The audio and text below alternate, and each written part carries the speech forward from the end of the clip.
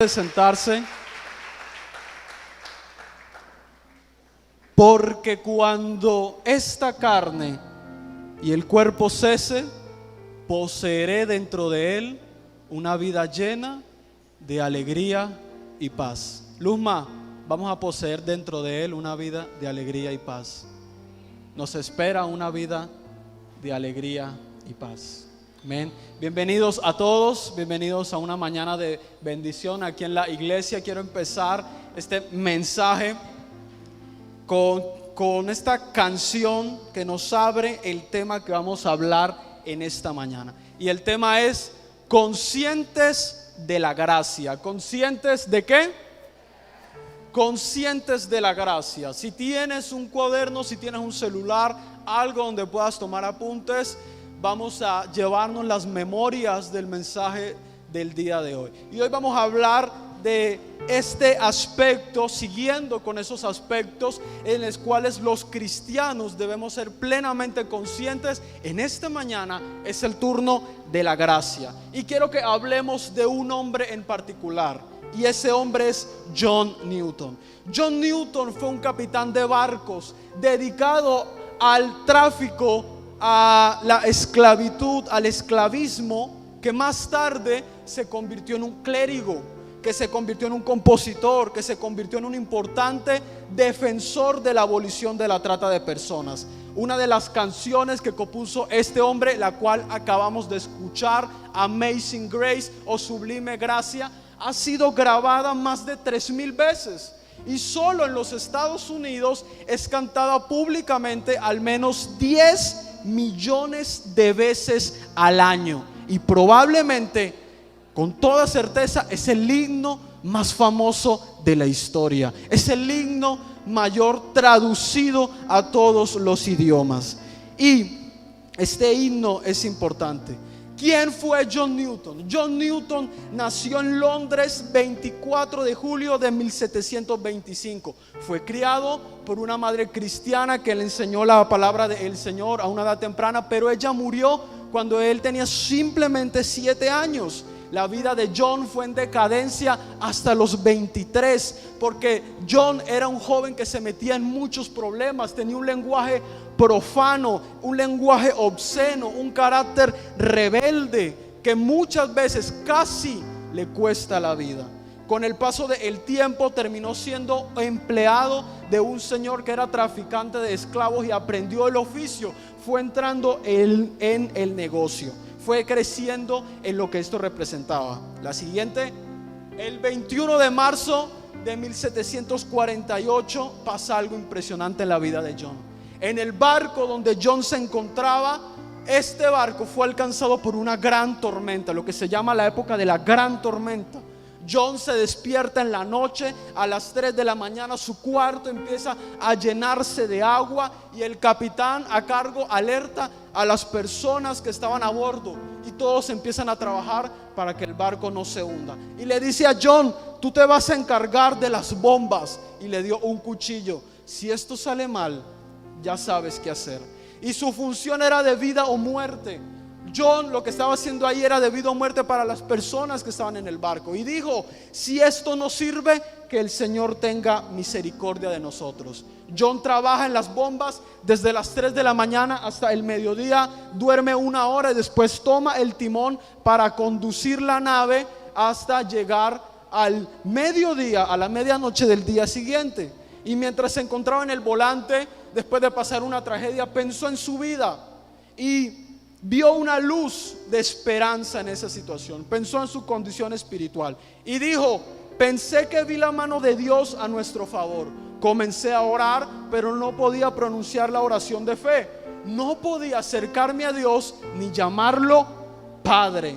En ese momento John encuentra una Biblia que alguien tenía en el barco y empieza a leer Romanos, empieza a leer Lucas y se detiene en Lucas 11:13, razona y dice: si esto es verdadero, la promesa de este pasaje debe ser cierta. Si Dios se ha comprometido, Él lo va a cumplir. Por eso debo confiar en su palabra. Y este viaje, que casi resulta en una tragedia para la vida tanto de John como de las personas que estaban ahí, se convierte en un antes y un después. porque mientras pasó eso, John se encontró con el Señor. El 8 de abril pisan tierra firme y llegan a Irlanda, donde John empieza a desarrollar las primeras preguntas sobre su fe. Empieza a conocer más a Dios, empieza a interesarse por el gran regalo que dejó en la cruz del Calvario. La siguiente, se ordena al ministerio en 1764 y empieza a liderar una iglesia en online, donde desarrolla mucho más el conocer la palabra del Señor. Fue influenciado por John Wesley, el que vemos ahí en las diapositivas, y el ministerio empezó a tomar fuerza. Después de que Dios lo transforma, siente culpa por lo que estaba haciendo con los esclavos y se propone ayudar para que esto se erradique de Inglaterra. Se puso al servicio de las personas que estaban pasando por tortura y hace una iglesia con esclavos, hace una iglesia de personas que estaban pasando por estas situaciones. El himno Amazing Grace fue concebido por John a finales de diciembre del 72, mientras él preparaba el sermón del 1 de enero del 73. Y ese fue el día, el 1 de enero del 73, en que se escuchó el himno más famoso del mundo. Newton decide que el sermón de aquel día y el himno que se iba a cantar la siguiente sería en base a 1 de Crónicas 17:16, donde encuentra el inicio de la oración que David presentó al Señor después de que el profeta Natán le comunicó la promesa sobre su descendencia. En la versión TLA dice: el rey David fue a la carpa donde estaba el cofre del pacto, se sentó delante de Dios y le dijo: mi Dios, ¿cómo puedes darme todo esto si mi familia y yo valemos tan poco? ¿Y cómo es posible que prometas darme aún más y que siempre bendecirás a mis descendientes? Me tratas como si fuera alguien importante. Y esta es la versión PDT, Palabra de Dios para Todos, que me estremeció como lo menciona este versículo. Está en la diapositiva. Dice: Señor Dios, ¿por qué soy tan importante para ti? ¿Por qué es tan importante mi familia? ¿Por qué me has hecho tan importante?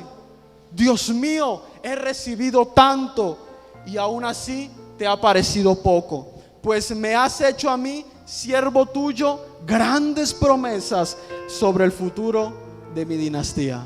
Amén. ¿Cuántos dicen amén?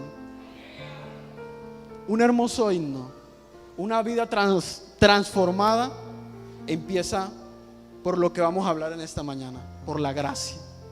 John Newton fue un hombre que vio un total cambio en su vida para bien al experimentar la gracia de Dios.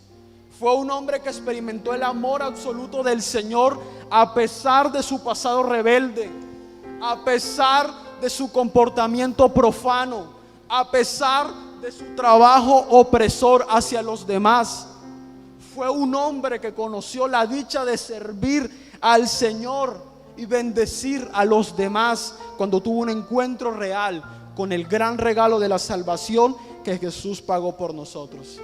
Fue un hombre que, llegado el momento de su servicio, dijo las palabras de David: Señor, ¿por qué para ti soy tan importante? ¿Por qué mi familia es tan importante para ti? ¿Por qué me bendices tanto? Yo te di la espalda por muchos años de mi vida y has hecho a este siervo tuyo grandes promesas para el futuro. Esa es la gracia del Señor.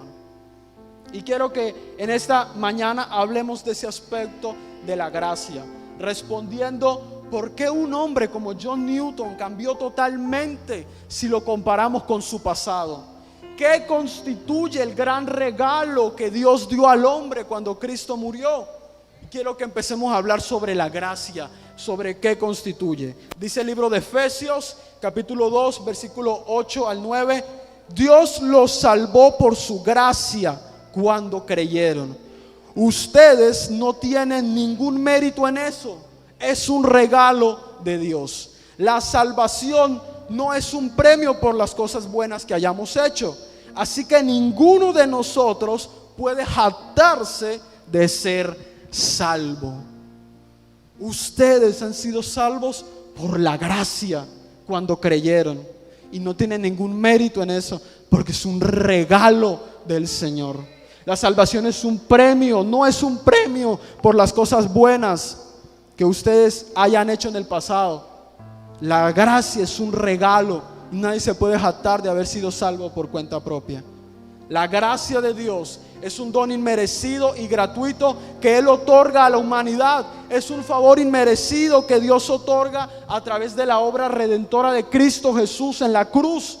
La gracia de Dios es una manifestación de otra palabra que vamos a estudiar en esta mañana, y es amor.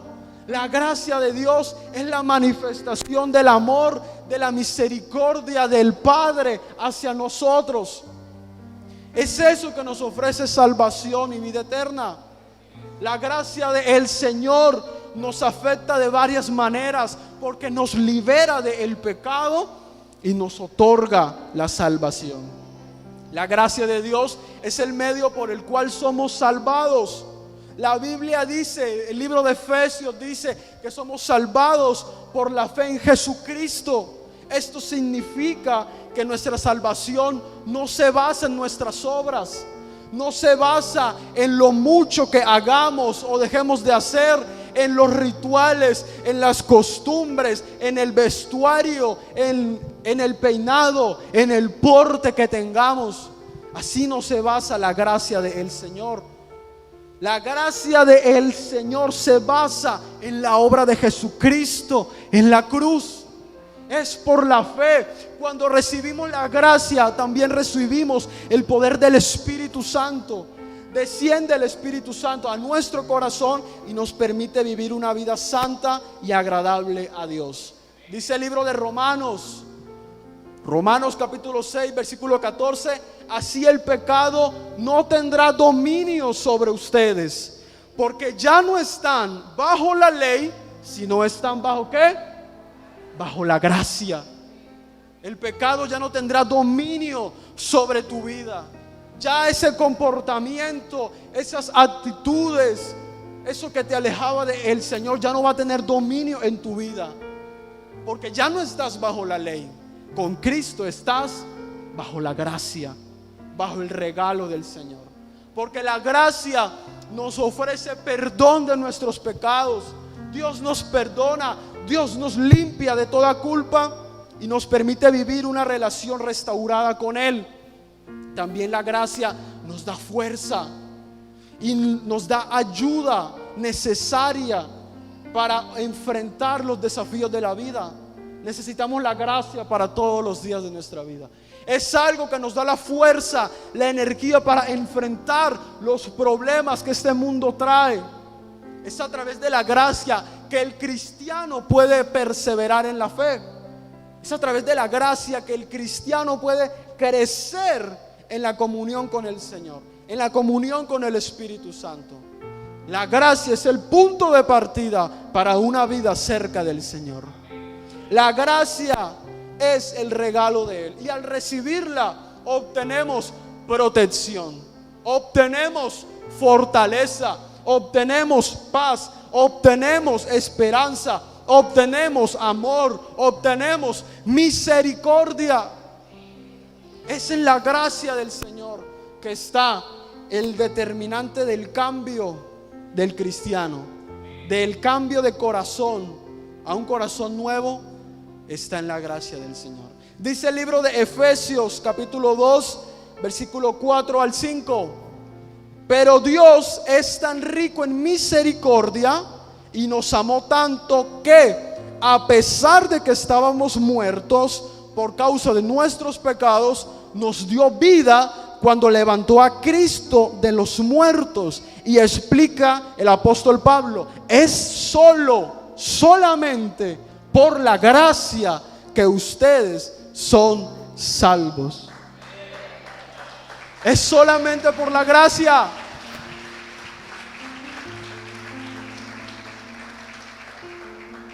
Es solo por la gracia. La gracia es la puerta que abre una vida cerca del Señor, una vida transformada por el poder del Espíritu Santo. El cristiano debe ser consciente del gran regalo que constituye la gracia para nosotros. Lo que hizo Cristo fue algo grande. Ya no estamos bajo unas leyes, bajo unos mandamientos. Ya no estamos bajo unos comportamientos a seguir. Estamos bajo la gracia del Señor. Esa gracia que nos limpia, esa gracia que nos transforma, esa gracia que nos acerca a Él, que nos revela la verdadera esencia de quién somos, que cambia nuestro comportamiento, que moldea nuestro carácter. Y en esta mañana quiero que estudiemos la historia de un hombre roto. Quiero que estudiemos la historia de un hombre que, al igual que John Newton, tuvo un cambio total, un cambio completo en su vida. Un hombre que recordamos, un hombre que tiene gran riqueza espiritual en su historia, y ese hombre es Mefiboset. Abre la Biblia conmigo, segundo libro de Samuel, capítulo 4, versículo 4. Segundo libro de Samuel, capítulo 4, versículo 4. Y vamos a introducirnos en la historia de este hombre. Y aquí se nos da la introducción, los primeros vistazos de quién era Mefiboset, nuestro protagonista de esta mañana. Dice: también había un hijo del príncipe Jonatán. Era un nieto del rey Saúl llamado Mefiboset, el cual era lisiado de los pies. Tenía 5 años cuando murieron su papá y su abuelo. Y al recibirse la noticia de la muerte de ellos, la niñera salió corriendo llevándolo en sus brazos, pero el niño se le cayó y quedó lisiado. Ahí tenemos la introducción de la historia de Mefiboset, un hombre roto, un hombre con una descendencia real, con un linaje real. Su introducción es su título, es su presentación. Lo primero que dicen de Mefiboset es su título. ¿Quién era Mefiboset? Era el hijo del príncipe Jonatán y abuelo del rey Saúl, el primer rey de Israel. Imagínense esa presentación. Era una persona importante en el pueblo de Israel. Era un niño que iba en la línea de sucesión al trono. Después de Jonatán su padre, él era el primogénito, y más aún era varón. Él iba a ser el rey después de Jonatán. Él iba a tomar el trono de su nación. Llega la guerra contra los filisteos, donde estaba peleando su padre Jonatán, su abuelo Saúl, el rey, y mueren en batalla. Saúl se suicida, Jonatán muere, y se despierta algo en el pueblo de Israel. La niñera que lo estaba cuidando, recordemos que él era un niño que tenía una posición importante, entonces tenía personas literalmente que lo estaban cuidando. Llega la niñera, escucha la noticia, no habían redes, escucha la noticia: está muerto el linaje de Saúl, está muerto el trono, llegó a su fin la monarquía por parte de la familia de Saúl. La niñera huye corriendo, desesperada. Tenía al niño en los brazos y se le cae. Y el niño cae con las piernas en el piso y se le parten las piernas, queda lisiado. Durante años el rey Saúl, ya conocemos la historia, había perseguido con gran obsesión a David. Y ahora que el rey Saúl había muerto, inmediatamente David fue coronado rey de Israel. Antes recibió el ungimiento con aceite por parte del profeta Samuel. Y apenas Saúl muere, se levanta una nueva familia de reinado en Israel, que era la familia de David. Y era muy peligroso para este niño, porque era una práctica común y recurrente que se tenga que llegar a la exterminación de todos los miembros de una dinastía anterior, para evitar cualquier descendiente que creciera, buscara el trono, lo reclamara y provocara un movimiento de rebelión en contra del gobierno existente. Por eso, apenas moría el rey, que era la cabeza de esa familia, había que matarlos a todos, porque esa persona tenía sangre real y en un futuro podría reclamar el trono que le pertenece. Era algo que bendecía a la familia gobernante, a la familia que ascendía al poder, pero también era algo que representaba una gran condenación y maldición para la familia que iba saliendo, porque esa familia tenía límite de tiempo en la tierra, tenía precio en su cabeza, había que matarlos. La dinastía anterior no podía seguir viva. Mientras exista un familiar o un descendiente del antiguo rey, existiría una gran amenaza para la permanencia del nuevo rey, porque ese descendiente pudiera formar alianzas y reclamar lo que le pertenece.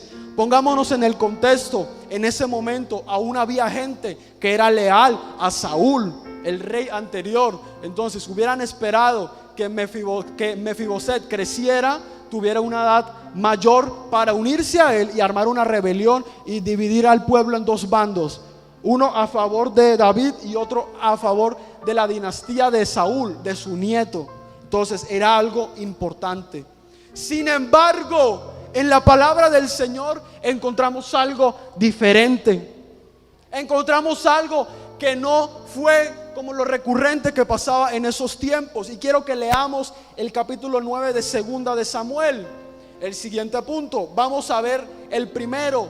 David recuerda la promesa. Ubíquese por favor en estos 12 versículos. Segunda de Samuel capítulo 9. Vamos a leerlos todos y vamos a estudiar este acontecimiento en particular.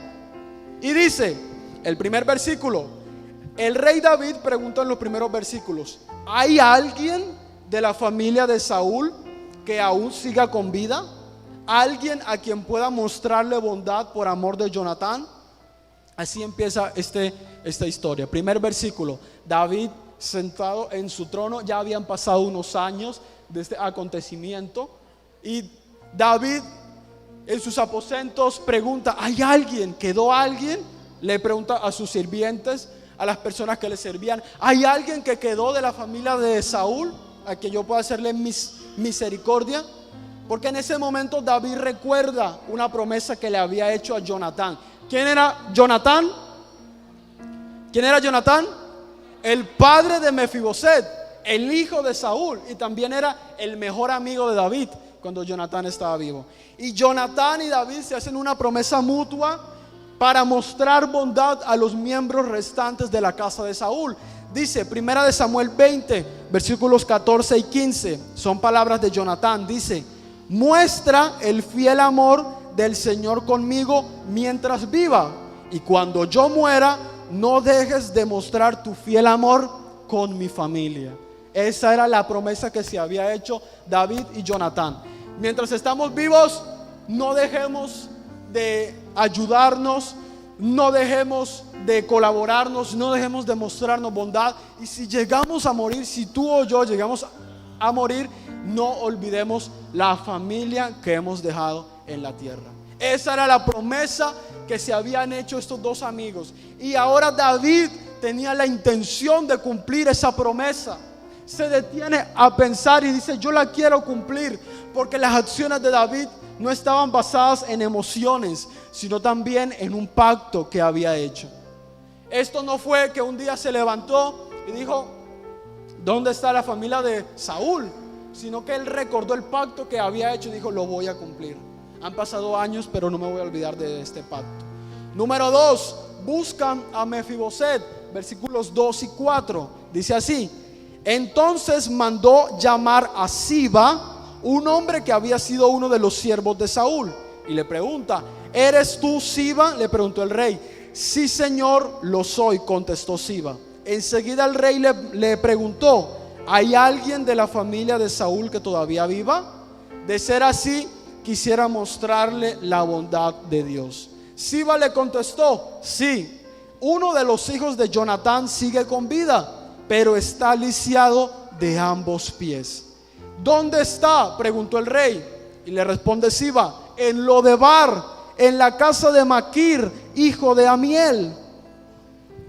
En esta segunda etapa vemos que David empieza a preguntar por los descendientes. Llama a un hombre que había servido con Saúl, ya de edad, se llamaba Siba, un hombre que fue sirviente de Saúl, que conocía su gobierno, su familia, y le pregunta: Siba, ¿hay alguien todavía vivo de la familia de Saúl, familiar de Jonatán, algo que se relacione con el antiguo rey?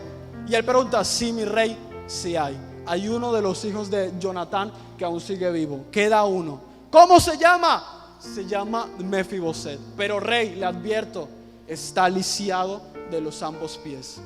No importa dónde está. Y le responde Siba: está en Lodebar, en la casa de Maquir, hijo de Amiel. David solo pudo enterarse de Mefiboset por una persona que servía a su abuelo, que era Saúl. O sea que entendemos que Mefiboset se estaba escondiendo. Y al escuchar la afirmación que encontramos en esa última frase, nos posicionamos, nos concientizamos de la baja posición que tenía Mefiboset en la vida.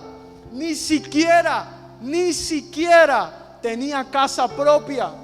Dice la palabra que él vivía en la casa de Maquir, hijo de Amiel. Ese fue un hombre que fue leal a David en el futuro.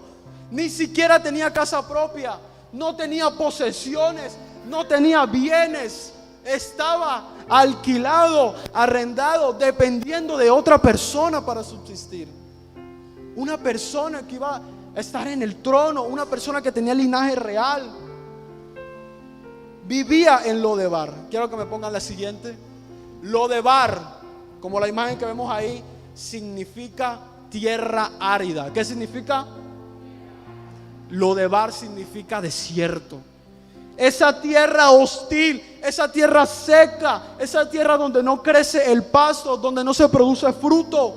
Lodebar era un lugar donde se refugiaban los marginados, los endeudados, los despojados, los perseguidos, los abusados, los enfermos, los golpeados por la vida, aquellos que cayeron en desgracia.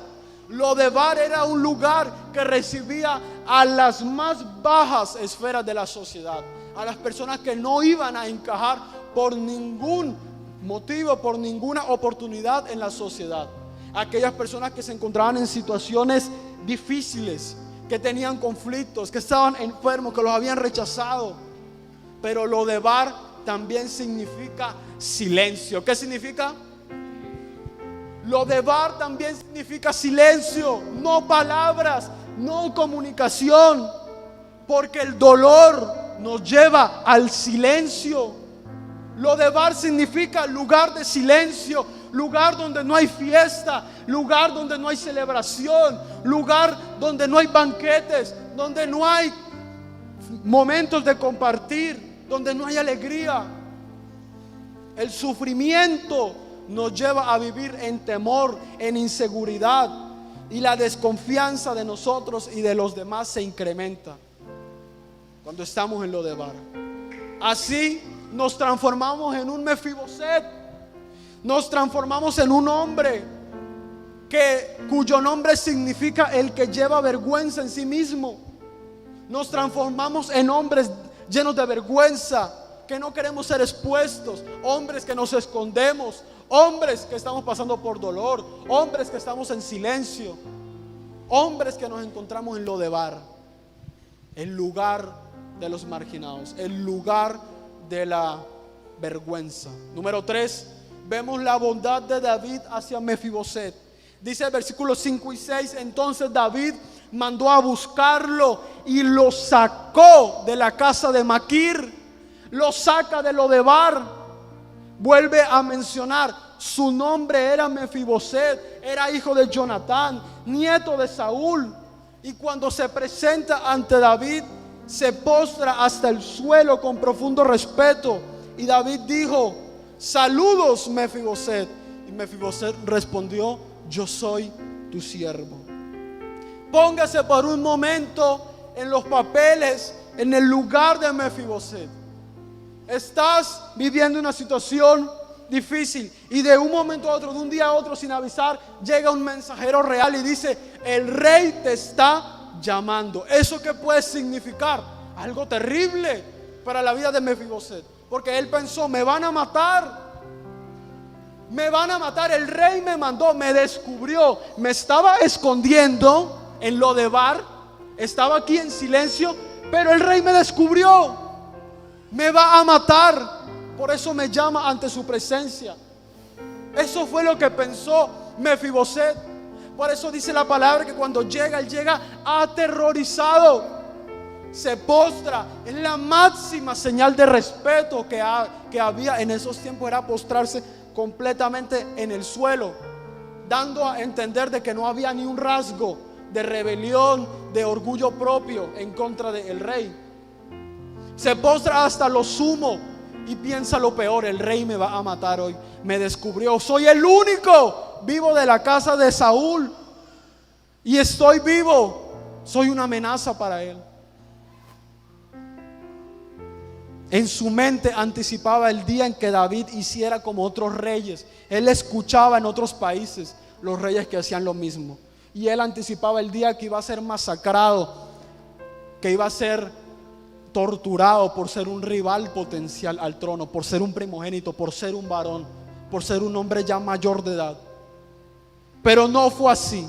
Número 4, Mefiboset recibe la promesa, versículos 7 y 8, que nos dice así: no tengas miedo, le dijo David, mi intención es mostrarte mi bondad por lo que le prometí a tu padre Jonatán. Te daré entonces todas las propiedades que pertenecían a tu abuelo Saúl y comerás aquí conmigo en la mesa del rey. Mefiboset se inclina respetuosamente y exclamó: ¿quién es su siervo para que le muestre tal bondad a un perro muerto como yo? Mira esto. David le dice a Mefiboset: no tengas miedo, no te llamé para matarte, no te llamé para torturarte, te llamé porque te voy a restituir. Voy a hacer un estudio de las tierras de tus abuelos y ahora te las voy a dar, te voy a dar las llaves y la pertenencia, y las personas que estaban ahí las vamos a quitar porque eso te pertenece a ti. Y la mayor promesa: vas a comer aquí conmigo en mi mesa. No vas más a estar en Lodebar. Nunca más vas a volver al lugar de la vergüenza, al lugar del silencio. Pero Mefiboset, mira esto tan interesante. Mefiboset se inclina respetuosamente y le dice: pero ¿quién soy yo? ¿Quién es tu siervo para que le muestres tal bondad? ¿Quién soy yo si soy un perro muerto? Si usted le mira la palabra, dice textualmente así: un perro muerto. ¿Quién soy yo si soy un perro muerto en comparación contigo? ¿Por qué haces esto a mí? Mefiboset no se sentía digno de semejante generosidad. Mefiboset se consideraba a sí mismo un perro muerto, que era compararse, ojo con eso, con la cosa más desagradable y más repugnante que se le ocurriera o que estaba en ese momento, por dos razones. Uno, los judíos no comían animales impuros, no comían sangre. El perro para ellos era un animal que no se podía comer, y muerto significaba que estaba, ¿cómo se dice la palabra? Olía mal. O sea, Mefiboset piensa en la cosa más horrible para compararse, en la cosa más desagradable, en el peor olor, en la cosa más repugnante, en lo más horrible de ese tiempo, y se baja a eso. Yo soy un perro muerto. ¿Por qué tú me miras así? Si yo soy un perro muerto ante tu presencia. Todos estos años en Lodebar, todos estos años, no sabemos a qué edad fue Mefiboset a su presencia. Pongámosle 25, pongámosle 30 años. Todos estos años de esconderse del rey, de vivir en miedo, de vivir en silencio, de vivir en pobreza, hicieron pensar a Mefiboset que no valía nada, que era un perro muerto, un lisiado, un marginado, la cosa más desagradable de la sociedad, un perro muerto, un hombre de vergüenza. Lodebar ya no es un lugar, Lodebar está en mí, porque ese ya no es el lugar de vergüenza. Ahora yo soy el hombre de vergüenza. Lodebar se acaba de impregnar en mí. Se consideraba un montón de basura, un hombre de vergüenza, pero el rey nunca pronuncia esas palabras. El rey nunca tilda a Mefiboset como lo habían tildado hace 30, 25 años atrás todo el mundo que tenía relación con él. Dice el 2 de Samuel 9:4 en otra versión. Me gusta esta frase: ¿dónde está este hijo? ¿Qué le dice? ¿Qué le dice? ¿Dónde está este hijo? Nunca le dice a Mefiboset, el perro muerto, el lisiado, el hombre de vergüenza, el marginado. ¿Qué le dice? Hijo, ¿dónde está este hijo? Que está perdido, que está en un lugar de soledad, de tristeza. Vemos la promesa: tú siempre comerás siempre en mi mesa. Aquí he representado la mesa del rey. Ustedes se preguntarán cuando entraron al servicio: ¿y qué es esto? ¿Hay Santa Cena? ¿Qué? No, es una representación de los dos puestos. Y ahí están las muletas de Mefiboset. Un hombre que llega a la mesa del rey con sus muletas. Y el rey le dice: tú vas a comer conmigo, tú vas a comer en mi mesa. Siempre, de ahora en adelante, vas a comer conmigo, vas a desayunar conmigo, vas a almorzar conmigo, vas a cenar conmigo en mi mesa. Mefiboset, cuando te sientes, deja tus muletas. Deja tus muletas, porque ya no vas a necesitar dar un esfuerzo más. Te van a servir y ya no vas a comer en el piso, ya no vas a comer con tierra, vas a comer en mi mesa. Deja tus muletas ahí, Mefiboset, porque para mí no eres un perro muerto. ¿Cómo te he llamado? ¿Dónde está este hijo que salió de la presencia de lo que le pertenecía? Número 5, las instrucciones de David para Siba, 9-13. Ya terminamos la historia. Entonces el rey llamó a Siba, el siervo de Saúl, y dijo: le he dado al nieto de tu amo todo lo que le pertenecía a Saúl y a su familia. Tú, tus hijos y tus siervos cultivarán la tierra para él, para que produzca alimento para la casa de tu amo. Pero Mefiboset, el nieto de tu amo, comerá aquí. Ese no me lo vas a llevar para la tierra, ese me lo dejas aquí en mi mesa. Y Siba respondió: sí, mi señor el rey, yo soy su siervo y haré todo lo que me ha ordenado. Y dice: a partir de ese momento Mefiboset comió la mesa de David como si fuera, ojo, como si Mefiboset fuera uno de los hijos del rey. Dice la palabra que Mefiboset empezó a comer, a ser tratado, a vestirse en la mesa en el palacio de Jerusalén, como si Mefiboset fuera uno más, un hijo de David, un príncipe. Pasó de ser un hombre en Lodebar, un hombre de vergüenza, a ser un príncipe en la casa de Jerusalén. Y dice: Mefiboset tenía un hijo pequeño, él era un padre, llamado Mica. A partir de entonces todos los miembros de la casa de Siba fueron siervos de Mefiboset. Imagínense, les puso hombres a su disposición. ¿Se acuerdan de Siba, el siervo de Saúl? Él tenía 15 hijos y le dijo el rey: Siba, tus 15 hijos me van a servir a una persona, a Mefiboset. Me le van a ayudar a ir al baño, a sentarse, a comer. Tienes 15 hijos y todos tus 15 hijos van a servir al nuevo príncipe que acaba de sentarse en mi mesa, al nuevo hijo que acaba de sentarse conmigo. Siba, vas a servirlo a él. Lo que él diga, lo haces. Lo que él quiera, lo cumples. A donde él quiera ir, lo llevas. Porque él es para mí un hijo más, al igual que los otros príncipes. Y Mefiboset, quien estaba lisiado de ambos pies, vivió en Jerusalén y comía a la mesa del rey. Aparte de la tierra, como decía, David le dio siervos a Mefiboset para que trabajaran la tierra. Las cosechas de las tierras de Saúl iban a ser para la familia de Mefiboset, para su hijo Mica, y porque él personalmente iba a comer en la mesa del rey. Ya no más en pobreza, ya no más enemistado con el rey, ahora tenía un gran privilegio. Observe, mire esto, lo que nos dice nuestro pastor: cuando algo está muchas veces en la palabra, ¿qué significa? ¿Qué es? Que es importante.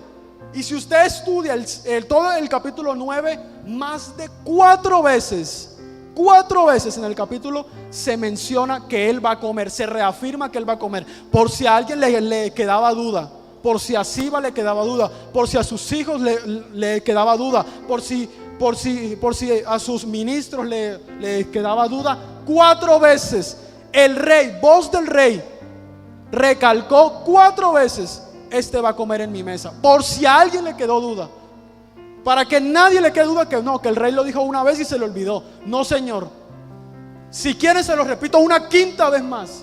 Estoy decidido a que Mefiboset coma conmigo. Dios restaura a Mefiboset de Lodebar, de un lugar de desierto, a un lugar en su mesa, a un lugar de esterilidad, a un lugar de honor, de un lugar sin pastos, sin cosechas, a un lugar de abundancia. Lo lleva al mismísimo palacio del rey. Y esto es una cosa que me llama la atención. Mefiboset nunca recuperó sus piernas, nunca. Siguió lisiado hasta el día que se murió. Siguió siendo un hombre roto, siguió siendo un hombre con discapacidad, siguió siendo un hombre dependiente de alguien que lo ayudara. La diferencia era que era un lisiado que estaba en la presencia del rey. Era un lisiado que estaba en la presencia del que lo estaba llamando. Y la gracia de David hacia Mefiboset es una imagen maravillosa de la gracia de Dios para nosotros. Porque nosotros, haga así, mírame, haga así, otra vez no lo veo, hágame así. Nosotros somos Mefiboset. ¿Quién es Mefiboset? Nosotros nos escondíamos, éramos pobres, éramos cojos, éramos temerosos antes de que nuestro rey viniera por nosotros. Estábamos separados de nuestro rey debido a nuestros antepasados, a nuestros malvados ancestros, a maldiciones generacionales. Estábamos separados del rey debido a nuestras acciones, a que nos quisimos esconder, a que quisimos vivir en vergüenza. Decidimos separarnos del rey. Fue una decisión propia porque no le conocíamos ni creíamos que iba a tener bondad con nosotros. Éramos como Mefiboset: si el rey me descubre, me mata. Si el rey me descubre, me tortura. Éramos como Mefiboset porque no creíamos en el amor del rey conmigo. Pero en su gran misericordia, el rey dijo: vayan a buscarme a Mefiboset, a Lodebar. Sáquenme a Mefiboset de Lodebar. La banda, por favor. Al llegar a su presencia, entendíamos que la bondad del rey se basa en un pacto, y ese pacto fue el que hizo contigo en la palabra. Isaías 43:2: para mí eres precioso, eres amado, te amo mucho. Son palabras del rey. El gran amor y bondad del rey nos regresa lo que perdimos. Nos regresa las tierras que se nos fueron arrebatadas. Nos regresa el honor que se nos fue arrebatado. Nos regresa lo que dejamos descuidados cuando nos escondimos de Él, y aún mucho más. No simplemente nos regresa lo que nos pertenecía, nos regresa mucho más. Y te daré mucho más de lo que tenías antes. Como hijos del rey, renovados por su pacto, tenemos el gran privilegio de la provisión en su mesa. Mire la mesa, por favor, mire la mesa. Somos recibidos como hijos a la mesa del rey. No es Mefiboset, eres tú el que ha sido invitado a su mesa. Vas a comer con el rey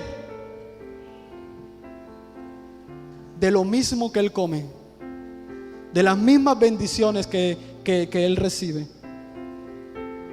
Vas a dejar tus muletas, vas a dejar lo que hiciste toda la vida para subsistir, para perseverar, lo vas a dejar en la esquina, no lo vas a traer para la mesa. Esto ya no lo vas a necesitar. Tu pasado, tu Lodebar, no lo vas a necesitar más, porque lo vas a dejar a orillas de la mesa del rey. En la mesa del rey no lo vas a necesitar. La honra del rey no quita completamente nuestra debilidad. Mefiboset nunca recuperó sus piernas. No va a quitar nuestra cojera, pero nos da favor, nos da estatus que sobrepasa el dolor y cambia la manera como pensamos de nosotros mismos. ¿Ustedes creen que Mefiboset después de eso siguió pensando que él era un perro muerto? ¿Dónde está este hijo Y Mefiboset será tratado como un hijo más en mi casa. Yo a ti nunca te mencioné como un perro muerto. Jesucristo es el verdadero rey, quien está sentado en su trono para reinar con poder y autoridad. Y ha restaurado la tierra por causa del pecado, que para muchos se ha convertido en un lodebar. Para muchos su vida, su tierra se ha convertido en un lodebar. Muchos se han convertido en un Mefiboset porque alguien los dejó caer, porque alguien arrojó una maldición sobre ellos. No era su culpa. Mefiboset no tuvo culpa en lo que le pasó con sus piernas. No tuvo culpa. Y hay muchos así. No tenemos la culpa de nuestras piernas cojas. Fueron otras personas que nos hicieron eso. Fueron otras personas que nos dieron esta discapacidad, haciéndonos vivir en un pasado doloroso. El Rey Jesús ha restaurado los corazones de los Mefiboset, de aquellos que no quieren perdonar, de aquellos que están en silencio, de aquellos que están en vergüenza. Les cambió su realidad y ha traído un pacto de amor. Lo que hizo, las instrucciones que le dio Siba fue un pacto. Lo firmó. Siba, tus siervos van a servir a Mefiboset. Siba, las tierras son de él. Siba, de aquí en adelante a este hombre me lo tratas como un hijo. Y Dios te ha dado eso también. Dios te ha dado un pacto de amor a ti. Dios te ha dado un pacto de amor, así como se lo dio a Mefiboset. Por eso por fuera del rey no hay salvación. Esta mañana Dios te está diciendo: es tiempo de que salgas de Lodebar. Ya basta, es tiempo de que salgas de Lodebar. Deja de vivir en Lodebar.